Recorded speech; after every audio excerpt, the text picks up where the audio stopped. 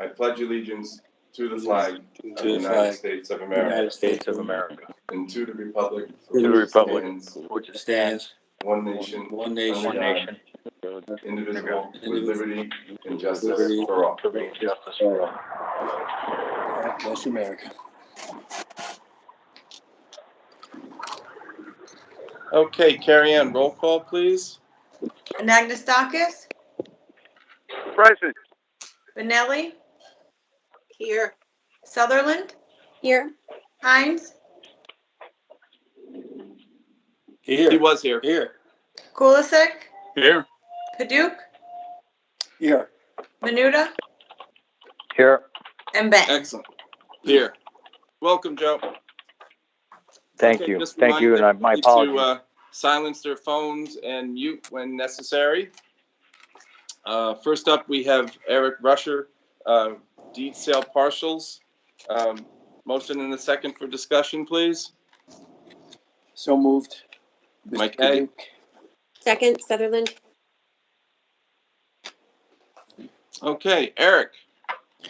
Good afternoon, everyone. Can you hear me okay? Yeah. Yep. Okay. We have 4 on the bid list, and the regular bid list.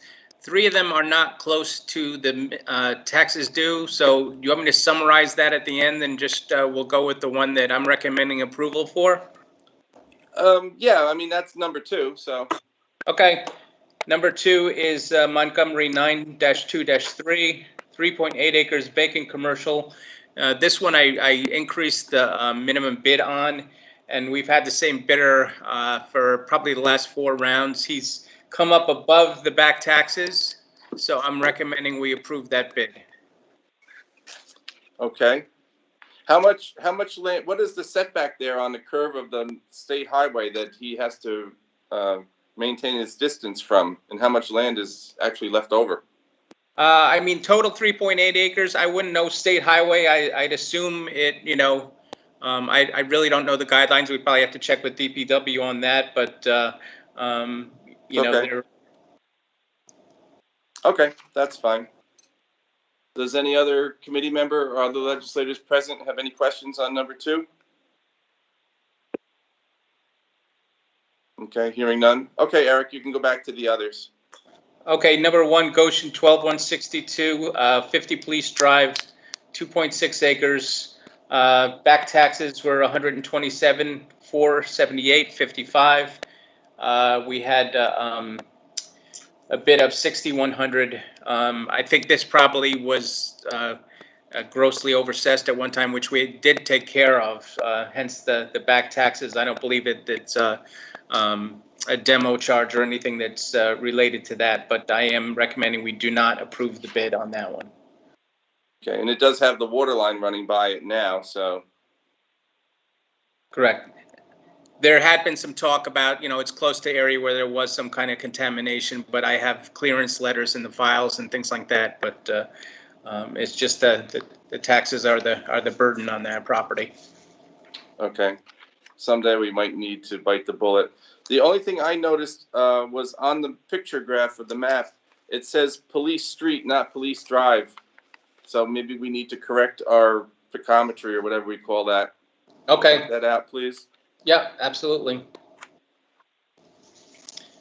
Number 3, Wallkill 5343, 102 Maltese Drive. This is the one that we've had a few times near Burger King there. Back taxes 11,241.38. The bid was 5,000. This might be another one where we I could perhaps increase the minimum, or perhaps put this in the. I am including some of the leftovers in the November 12th online auction. We're having to sweeten things up, but at this point, I think the bid is still too low. Yeah, I was going to say, if we have a minimum bid and someone bids 5,000, they're going to ask why we didn't award it to them. So you should definitely, for next time, raise the bid to 10 or 12 or whatever we need to make it, so that it doesn't look funny that, he bid exactly what the minimum was, but still didn't get it. Right. Yeah, I have no problem arguing that point. We can deny any bid, and actually had a conversation with the gentleman in number 2 because he was wondering, he was at that same situation with the minimum bid, and I just told him the county can't afford to lose money on these things now, and he was very appreciative of the response back. So, but I will Good. take care of that for the next round. Good. And then Okay. Warwick, number 4, Warwick 218-1-89.2, Ladaughton Way. This gentleman rebid. He came up 5,000 to 20,000. We didn't talk about this last month, but this is a really strange situation. It's basically over by condos in Warwick, and this was the builder's and sales office and building office. It's a 25 by 50 building. They broke it off from the condo. The parcel is exactly 25 by 50, the same size as the building. And it has ingress and egress over the common areas of the condo, but no real parking. Yeah, there's a basement garage that somebody could drive in and perhaps do some warehousing and things like that. This one was back and forth legally, like an answer was put in, whatnot. So, and the taxes are quite high. This one, I think, would be another one we'd probably try to put in the auction, but I don't think we can take that $20,000 bid right now. It's actually, and in the previous, the photographs in the pictometry that was given to you, you could see it's basically right next to the pool in the clubhouse. Yeah, 0 lot line. It's really strange situation. You can always get weird things in real estate. This is just another one of them. Yeah, absolutely. Okay. Questions from committee members regarding any of the other 3 properties? I have a question. Mr. Menuda? Go So ahead. on this last one, and forgive me because I don't have the documents in front of me, but from what I recall, this is a model home that was built for the property, correct? No, this was the building that was used as their sales office / building office. It's a 1-story building with a full basement, and the developer ended up having a falling out, and vice versa, with the homeowners association. So broke this building off rather than trying to work with the homeowners association. We've had it through the first auction, actually we put it through one of the other auctions as an add-on, and I've talked to the homeowners association. They should really be the ones to buy it, but they're being resistant. So we have no choice but to try to get out from under it. I would agree. My question is, did that building receive a certificate of occupancy based on its parameters with lot lines, et cetera? It seems to me that it completely would be against any zoning regulations for them to have put it up in the first place, and for lack of a better term, should probably be demolished. Yeah, I'm not going to argue that. I had discussions with the village about this building, and just to try to get some positive feedback, and they weren't really a big help either. I agree with everything you're saying. It's unfortunate that we, basically get in a position that we have to take a building like this. But it's just one of those strange things. I mean, demolition would probably be the best situation, but somebody. I found a document in the county clerk's office that the one smart thing they did was they reserved the right to get to and from the building. And if somebody wanted to do a little office building or a small warehouse type thing with the basement garage door, they could pull right in, leave their car, or you could probably get 2 cars in there actually, and run your little business. I don't see how they could stop you, but that would have to be addressed individually. With that said, I guess devoid the current situation that they got themselves into. If this was anybody else on any other plot of land, the solution would be remove it. It never should have been built there in the first place. But I will defer to legal on that. Okay, yep, actually, Matt Nothnagel and I have had, I don't know, Matt, if you want to add anything? This is the Lynch property.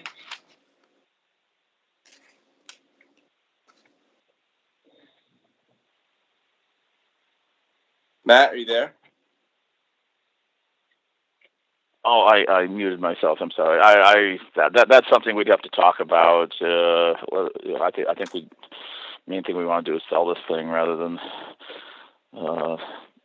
spend a lot of money to knock buildings down in the hopes that maybe we'll get more in the long run. But that's more Eric's.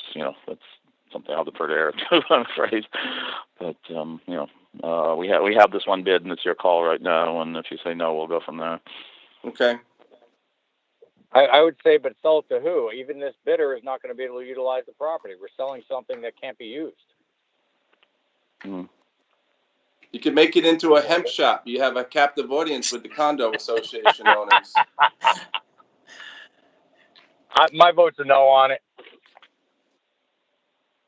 Yep. Okay. Yeah, that's what I'm saying too. Any other questions from committee members or other legislators listening? Okay, so hearing none, this time we'll vote on accepting the commissioner's recommendation for number 2 only. All in favor? Aye. Aye. Opposed? Aye. Carried. All right, passes. Thank you. Thank you, Eric. And also, it should be noted that other legislators listening are Mr. Vero and Mr. Tui. Part B, Eric. Okay, I have 2 properties actually from when prior to our March online auction being canceled, and basically in late 2019 and 2020. This was parcels from the 2019 detail list that we are scheduled to have an online auction November 12th. But prior to this, the towns were furnished the lists for their review a couple times. Planning did their extensive review of the list in mid-March, and based upon that, we had 2 municipalities that would like to, if these properties don't get the taxes paid by the auctioneer the day before the auction, they would like to pay the taxes and keep them for the towns. The first one is Monroe 1-1-77.2. It's a 22-acre piece of land, State Route 17M in Scunnamunk, and you'll see on the comments that the minimum bid is lower because back then that's before the April taxes rolled in, and the amount of the bid and amount of back taxes are refigured with that November auction date of what the taxes will be, and both municipalities are willing to pay that amount. So that's number 1 for Monroe. Number 2, Mount Hope 5122, 230 New Vernon Road. It's a cemetery, 4.4 acres, and the town would like to get, there's letters from the towns in your packets, but they purchased some adjoining land and want to take ownership so they can maintain it properly. And that also meets the 1630.55 back taxes for November. Okay, so this basically today is just informational. We're going to hold on to this Right. with the hopes that additional monies may come through with the auction. Is that correct? No, actually, if the people do not pay the back taxes by the auction, these parcels will be removed from the list. Okay, so we're just giving the original owners the opportunity to redeem their property if they do. Right, correct. Okay, if not, it will be sold, okay, to these buyers. Correct. Okay, questions from committee members? Other legislators? Hearing none, all in favor? Aye. Aye. Aye. Any Aye. opposed? Hearing none, carried. Thanks, Eric. Okay, thank you. Okay, next up, we have Karen Hablow, Commissioner of Finance, for a sales tax report. Welcome, Karen. I saw you out there before. Yes, I'm here. Can you hear me okay? Yes. Okay, thank you. So, yes, the chairman has asked me to give a brief update on sales tax on a monthly basis since it's so volatile right now and sensitive to due to the pandemic. So I did distribute 2 documents that I'll just go over really briefly here. The one is a table which shows our year-to-date sales tax receipts, and this is the county portion only. So it's year-to-date through September. We have received, even though it's only the 22nd, we have received our full sales tax receipts from the state through the month of September. Our next receipt will be in October, actually on October 7th. So for September, we showed a shortage of 9.22% as compared to what we budgeted for the month. So even though that's still a deficit, it's definitely going in the right direction. And if you look back to June, which seems to be kind of the deepest of the deficit that we've experienced this year, we're not doing too bad, I guess, if you look at it comparatively. So we're definitely going in the right direction. Overall, year to date, we have a deficit in the county share of just over $16.5 million. If you were to project out a 9% deficit for the remaining months of the year, and I'm not saying that that's going to happen. Nobody really knows what will happen. We have many different scenarios that the budget director has played out for us. But if you were to just simply project out a 9% deficit through the end of the year, that would equate to another $6 million shortage for the county share of sales tax for the rest of the year. And so you can just, that gives you an idea of where we may end up in terms of a shortage. That being said, that's all, very dependent on what happens with the virus for the rest of the year and retail stores remaining open and all of that. Again, just to remind everybody, the September revenues are based off of retail sales that occurred from July 1st to August 22nd. And during that time frame, I believe all retail was open in the county. So the Woodbury Commons had opened around June 23rd. So during this period, everything was kind of wide open, just to give you a perspective. And then does anybody have questions on that chart before I move on? Yes, questions? Mr. Hines? Yeah, thank you. You confused me when you said the county share is 16,638,000. Does not include the municipalities? I thought we were down 12 because we'd be giving 4 to the municipalities. So can you just clarify that for me? Sure. That's why I said the county portion. So this is looking at it as just the hit or the deficit to the county share of the sales tax.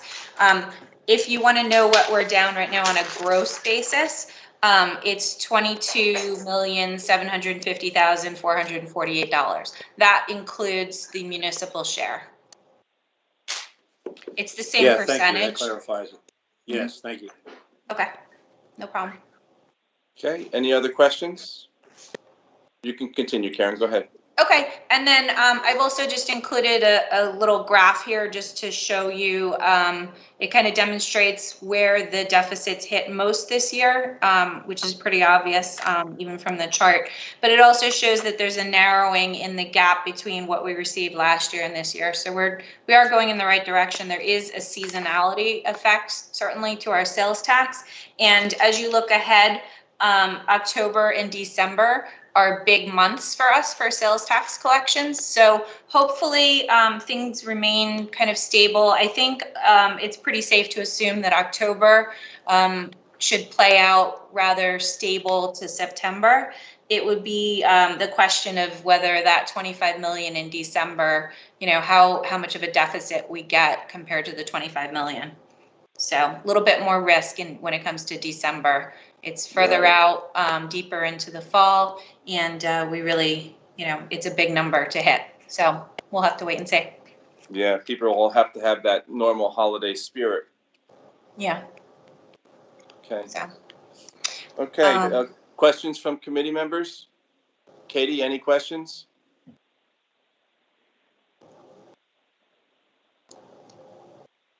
No, but thank you for keeping track of this. This is obviously very important, as Karen mentioned, and I appreciate her keeping on top of it. So thank you very much. Thank you. Mr. Paduch, anything? No, I think she explained it pretty good. Just hope for the best here, I guess. Right. Okay. Any questions from other legislators listening? Hearing none. Okay. Thank you very much, Karen. Thank Appreciate you. it. Thank you. Okay, next up is Debbie there? Yep, Hi, I'm here. Debbie, there you are. I'm here. Hello, everybody. I hope Hi, you're all Debbie. doing well. To follow up on some of the stuff that Karen just talked about, earlier this month, I did prepare a projection for 2020. I'm still thinking we're going to have a deficit in the $35 to $40 million range. Right now, I'm, again, based on sales tax and a few other things, I'm hoping for the lower end of that. To help our situation, we've instituted a purchasing deadline for commodities and equipment as of September 30th. So there'll be no more purchasing for those items after that date. The department heads and the fiscal staff have been made aware of this deadline, as it is earlier than in previous years. We've also been steadfast in our hiring freeze. With very few exceptions, we have not hired any positions that are funded with taxation. To that point, we continue to monitor all of the vacant positions. As of September 11th, we have 290 full and part-time vacant positions and have achieved a savings of approximately $12.6 million. Just a reminder that we did budget $10.2 million in austerity savings. So we've exceeded that number, and the additional savings from now until the end of the year will help our deficit. I'm still very, very concerned about state revenues. It is still being considered a deferment. However, the deferment or withholding is starting to add up. In some instances, they're withholding just 20%, which goes back to June. In other instances, such as at the health department, they are not releasing early intervention payments until funds are available. So again, I don't believe that we're going to find anything out until after the election. In most cases, though, we are spending this money and the shortage will add into our deficit. In other examples, such as the CHIPS funding, we are able to not spend that 20%. So there's different situations in every department. Again, we still have no idea if these deferments will become permanent reductions and carry over into the 2020 year. But if they do, that impact will be significant and we will have to look at our numbers again, probably. Back to the sales tax. The sales tax gap is narrowing. I plot, just like Karen does, each and every payment. And right now, we are on a positive trend. Fall is a big sales tax producer for us. So it seems people are out and about spending some money, and I'm cautiously optimistic. Again, my projection, and I can figure it out with percentages this way or that way, between $20 and $25 million, which is basically what Karen had indicated. Also, last week, I did a presentation for NISAC's fall online seminars. I presented the changes that we initiated during the COVID response and talked about our hiring freeze and the separation and furlough packages, just to name the few things that we did. And just finally, we're literally finalizing the 2020 budget numbers today, and we're going to begin to assemble the book for distribution. I'm planning to do a budget 101 overview next month. So, Mr. Chairman, if you could let me know a few dates that are available, we can get that scheduled. And if there's something specific anybody would like to hear about, or, you know, something I should focus on, please let me know. Okay, will do. Okay. Questions for Deb? Mr. Chairman, Mike Paduch. Go ahead, Mr. Padu. Hi, Deb. Hi. Hey, thanks for all your hard work. Just a couple of questions. You said we're behind on the special ed funding getting reimbursed from it. Well, the state Did you is say there, that? so they're approving authorizations, I believe, but they're not sending in the payment to us. That is correct. Okay, and then one last question. Let me ask you something. How much did we save on our separation agreement again? And do you think it's possible to reoffer it until the end of the year? I did talk with Steve Gross about it. I just wanted to see how much money, I forgot what it was. We saved $10 million. See, are you talking about the separation or the furloughs? No, the separation agreement. I would have to get you the number. I don't have it here in front of me off the top of my head, but I can get that. I mean, okay, but it was a good sized number, so I'm just wondering if. Yeah, I think we had we might have people take advantage of it?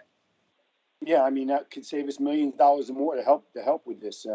I actually have had some people ask, because now, with people going back to school and childcare, some of them were furloughed. Now that they're back, did they get the chance to take part of the separation agreement too? Or, I don't know that part, but I have a couple of people have asked me about it. So I was just wondering if it's still a possibility, I was told by Mr. Gross, but they'd have to leave county employment by December 31st, and we would get that savings. So I guess the county executive would have to be the one to approve it, right? And it would have to go back to the local to get a reapproval, or since Correct. they It would approved it would exact. be, yeah. It would come from the county executive's office. All right, so so all we would need to do is really talk to him about it to see if he offered. I mean, look, no matter what happens, if we had 10 more people take it, it's going to help, right? So, all right, I'll talk with him directly. Thank you. Okay. Any other questions? Mr. Chairman, it's Katie. Go ahead, Katie. Deb, thank you again. You're very, very helpful. You had made a mention of the CHIPS funding. Could you embellish a little bit more on that? Because you said something about that we can't spend. It's my understanding that we have to keep at that level or we'll lose funding. So what is our situation when it comes to the CHIPS funding? Okay, well, I know, and I know Eric is on the phone, so if I misspeak, Eric, please correct me. They give us an allotment of state CHIPS funding, okay? And the Department of Public Works was advised early on that there was a probability that 20% of those funds would not come through to the county. So Eric had mentioned to me that it looks like he can not spend that money, if you will, or do the purchasing and such that would be attributable to that. Yeah, we have, it looks like we are only going to get the 80%, and we, in a combination of having some funds left over from last year and some of the paving prices coming in a little bit lower than what we budgeted, it appears that we'll still be able to get all our paving in, even with only having 80% funds. But regardless, what does that? Go ahead, I'm sorry. What does that do to our status moving forward? Because they usually look at our performance when they do the funding. So if they're now mandating us to spend less, how does that position us going into the next round of funding next year? Does it affect it at all? I'm sure I have Travis in the room with me as well. I mean, we're looking at this this is a change across the board. It's not just Orange County. All the counties in New York State are going to have the same reduction. So we're all going to be in the same playing field when we redisperse money for following years. Right. And I think, we're still waiting to see what the impact is going to be on 2021. Okay. Yeah, and the way we're it. looking at this as well is if we don't, even if we didn't have money left over from last year, or however we're going to figure it out, we would be looking to withhold any work performed towards the end of the year to make sure that we're under that 80%, or we don't exceed that. Okay, 80%. Great. Thank you for the clarification. I appreciate it. Thank you, Eric. Thank you, Mr. Chairman. Oh, you're welcome. Yeah, just basically fewer projects because of fewer dollars. Any other questions on budgeting? Other legislators listening, any questions? Mr. Vero has his hand raised. Mr. Vero. Hi there, Lee. No, just to respond a little bit to Mike Paduke's question. I think we saved about $1 million in this last, shall we say, early retirement and the furlough. I think around $400,000 to $500,000 was furlough related. So it is a possibility we may talk about that again, just for the reasons you mentioned about childcare, staying at home. But to combine, it was just around $1 million. By the time we figured out how much we gave back for the early retirement incentive to offset what we got on it, was about $1 million. And in the last incentive period, high 900s, almost $1 million. And in the last incentive period, we had a couple rounds last time as well. So if it benefits us, that's for us to analyze going forward. Any other questions? Yeah, I don't see any other hands up. Mr. Padu? I do. Now I see your hand. Just, Deb, I wanted to ask you this before too, and I forgot to. In regards to the comparative charts, like from prior years, I know you mentioned that you were going to start working on that. So do you have like the last 3 years now, would it be? I have something a little bit, it's a little bit different. It is 3 years of history. Let me email you what I can give you, and it might be even a little bit more helpful to you. But I do have something, and if it meets your criteria, then we can send it out to everyone. Thank you. That's great. Okay, anything else from anyone? Hearing nothing. Thank you, Deb. Talk to you again next month. Good afternoon, everyone. You too. Okay, next up, Eric Denega, Commissioner of Public Works, and Travis in the background. Hey, Travis. Hi, Lee.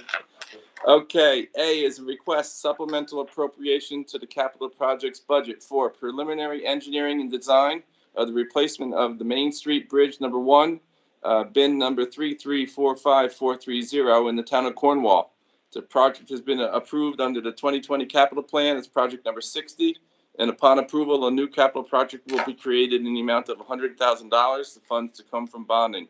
Motion in a second, please. Hines. Mr. Hines, second. Mr. Menuda. Kulisek. Eric. This is a bridge in the town of Cornwall that is on Main Street near the middle school, if you're familiar with that location. It did have a relatively poor condition rating by the state, and as I mentioned last night, because this went through physical services last night, we are very conscientious of the project we're putting forward right now in the environment of our budget restraints due to COVID. So this project and the one we'll talk about next, we believe we need to move forward with these to get the design moving, because they did get those relatively poor ratings, and we want to stay ahead of the curve on those for safety reasons and also for keeping the road open and the bridge operating until we get the chance to replace it. This is one that we will probably do a combination of in-house engineering and consultant engineering on this. There's always things like geotechnical engineering and some specialty items that we have to go out to contract for, even if we do something in-house. To the greatest extent, we'll try to use in-house labor with considering the resource constraints that we do have with hiring and freezes, whatnot. So we're almost definitely going to be leaning on consultants, at least to a certain extent. So, and this was planned for 2022 construction in the capital plan. And it's moved to 2021. Are we still 2022, Travis? Or 2021? Maybe. Right now, we're planning on putting it in the 2022 capital. We're still planning for 2022 construction, but getting the design done in the meantime. Okay. And my one question was, I forgot to ask yesterday, what is the actual safety rating on this bridge? Well, the condition rating it's out of 7, so 3.6 out of 7. 3.6 out of 7? Yeah, which is on the lower end. Yes. Okay. Questions from committee members? This is in your town, Mr. Hines. Any question or comment? Yeah, it's right next to the school. It's very important. And it's Main Street, so it connects to State Route 218, and it's very important to us. So I ask everybody to please approve it. Okay. That's the stream that goes down over the hill through NEMA, right? Same. Yes. Same stream? It's right. Well, yeah. Brookside Condos is there in the middle. Right. Right. Okay. Any other questions? Menuda. Mr. Menuda. If DPW could please provide what a 3.6 means on the evaluation of a 7 scale. Sure. A rating of 5 means that the bridge is still functioning as it was designed, but it has deteriorated to a point where it's about to start to have issues. And anything between a 5 and a 3 is starting to deteriorate quite substantially. And when you get down to a 2, it means that the bridge is no longer functioning as it should be. And a 1 means that the bridge is, essentially closed and defunct. rating of the entire bridge. You can have a bridge with a much better rating that can still get a red flag because there might be a specific element, like one of the beams could be deteriorated so bad that it makes the entire bridge, unsafe, where it has to be addressed. But for this bridge and actually the next one, both of them, just the overall general condition of the bridge is pretty poor. Thank you for the clarification. I was thinking the rating system being in the opposite direction, so you have a yes vote from me. Thank you. Okay. Any other questions? Other legislators listening? Hearing none, all in favor? Aye. Aye. Opposed? Aye. Carried. Thank you. Let everyone know that the chairman has now joined us. Welcome, Mr. Chairman. Thank you, Lee. Chairman. Okay, so we'll go on to B. This is request supplemental appropriation to the capital project budget for preliminary engineering the design of the replacement of the Highland Mills Bridge, bin number 3345420 in the town of Woodbury. This project has been approved under the 2020 capital plan as project number 59. Upon approval, a new capital project will be created in the amount of $100,000 to come from bonding. Motion and a second, please. Kulisek motion. Benelli motion. Kulisek and Benelli, thank you. Gentlemen, Eric? Sure. This bridge is town of Woodbury. If you're familiar with where Mario's restaurant is, County Route 105, it's just across Route 32 and down Town Road, Park Avenue and Pine Hill Road, where it bends down the road. It's actually off the town road, but it is a county bridge. We are responsible for it. This, again, has actually coincidentally the same rating as the previous bridge we just spoke about, 3.6 out of 7. So again, puts it on that level of urgency that we'd like to move forward with this, even in light of the financial situations we're in. This one was originally proposed for 2021 construction, and if we think we're still trying for that, or it's somewhere in 2021 or 2022, we can should hopefully make that happen. It's probably 2022. Yeah, most likely 2022 construction. Yeah, it's getting late. Yep. Okay, a similar in-house and consultants to be used, or? Yeah, same scenario. We're going to continue to do what we can to utilize in-house labor for our engineering staff, which is very good, top-notch staff over here. But with our resource constraints, we're actually down 2 licensed engineers right now on our staff, and with no hope of really replacing them anytime soon, for obvious reasons. We'll utilize them to the best of what we have left and the best of our extent, and we'll lean on our consultants when we need to. So. Okay. Questions from committee members? Mr. Paduk, I see you got your hand up. I do. Thank you, Mr. Chairman. Eric, just in regards to when a bridge gets flagged, is one of those, what is, like Mr. Menudo was asking, what is the number where a bridge gets flagged, where it does it get shut down, or is 3.6, has that bridge been flagged, or what numbers does it take to flag a bridge?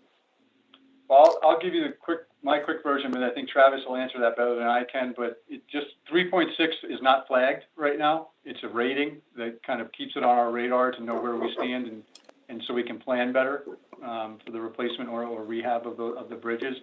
And my understanding is you can still have even a higher rating than that and still get a flag on like an individual thing, like Travis was saying, maybe one beam is just deteriorated, and it's that one beam that got flagged. You can quickly go repair that beam, and then you're back in good shape. You're off the flag list, and you have a pretty good rating. But is that? That's completely accurate, and sometimes it's not. You won't get flagged on your rating, but you will get flagged on a specific part of the bridge that could be deficient.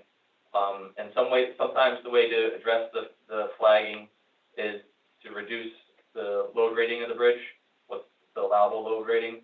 Other times there's, a specific element. It might be the end of a beam that could be replated to reinforce it, that would address it. But each situation is unique, and sometimes the situation, when a bridge is in overall poor condition, it could be to the extent where it's really not repairable without a full replacement. All right, so if it's flagged, then does the bridge get shut down? Again, it varies. There's situations where we get a red flag and you have several months to address it. And there's other situations, depending on the severity of what they discover when they're doing their inspections, where they may indicate that it has to be shut down immediately, within hours of when we've been given notice. All right, thank you for the The explanation. Louisville Viaduct was one of those situations where we received a call from the state on a Friday afternoon, and they said, you have to shut the bridge down immediately. And then I think it took us about a week to get that bridge to open back up again. Thank you, Travis. Okay. Thank you, Travis. Thank you, Mike. Any other questions from committee members? Other legislators listening? Any questions? Hearing none. All in favor as presented? Aye. Aye. Aye. Aye. Opposed? Aye. Carried. Thank you, gentlemen. Thank See you. you next month. Okay. Okay, number 5. This is set the date for the public hearing regarding the 2021 Orange County budget. Suggested date is 10/22/2020 at 5 p.m. Motion and a second for discussion. Benelli, motion. Kulisek, second. Menudo, second. Okay. Any questions or comments? Is this, sorry, Mr. Chairman. Go ahead, Mr. My question is, the public hearing is going to be virtual? I mean, we've had issues yet where we've had public hearings where we've had them virtually, but yet we don't have conversation at our legislative hearings. So I know that's something they're working on, I guess, but what will the status of this public hearing be for the budget? But we don't know yet. I haven't heard, honestly, any changes. But that's something that we can, after we set the hearing date, we can work on. Definitely. Even just to show up, even just to be in the legislative chambers and just, I mean, I don't see why we couldn't be socially distanced, to be honest. I think that's important because we're setting a public hearing that's for the public. So, I mean, I think we need to know if it's virtual, if they can get on, if they can't get on, they can listen, or they got to submit comments, but they're not even going to see it. We'll just have it we get it when? October 1st? We'll have it, right? Right. October 1st, right. So, I mean, the public would have to come to get it, to view it, to have it, if they have any concerns, right? Or well, I'm sure they'll be able to review the sure. budget online. I'm sure the county executive's office, but that's something me and you will talk to the county exec's office, because worst comes to worst, people wait down. I mean, we know that not too many people really ever show up, and there's got to be a way that we could do it and socially distance and really have a meeting for something like this for the budget. Yep. Thank you. You're welcome. Any other questions or comments? All in favor? Aye. Aye. Aye. Opposed? Carried. Thank you. Okay, next up, we have an addition. We have Chris Erickson, Deputy Commissioner for the Health Department. This was something that couldn't make Mr. O'Donnell's agenda in time. And so I was requested to ask about having this done, and he said he received a notice and he was satisfied, so that we put it on today for Ways and Means rather than holding it off, since it is accepting grant money and it's important to get done. And Mr. O'Donnell is fine with that. So we have a request to accept and appropriate funds from the New York State Department of Health for the Epidemiology and Laboratory Capacity COVID-19 grant for the period 7/1/2020 to 6.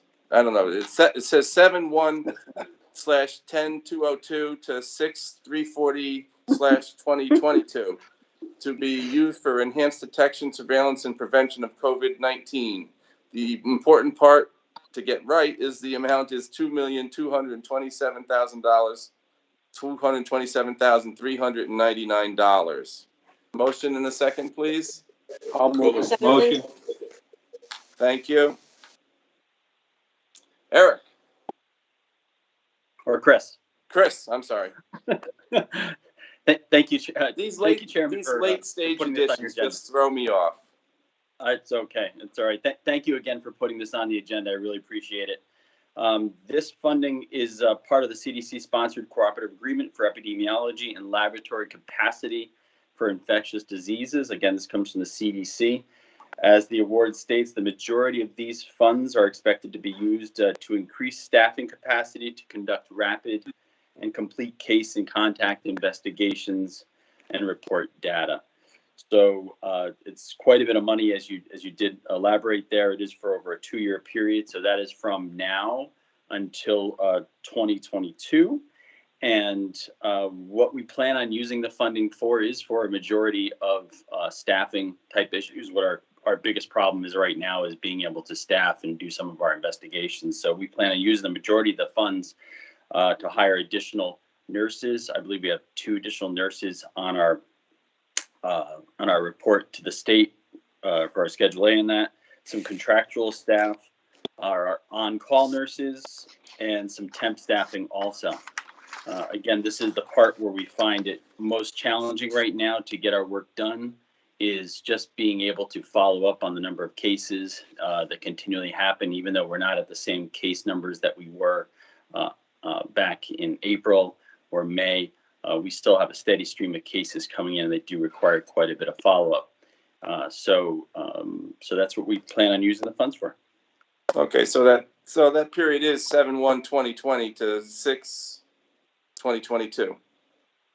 Yes, 6/30/2022. 6/30/2022. Okay. I believe that. Yeah. Okay. Questions from committee members? I don't see any hands. Other legislators listening, any questions?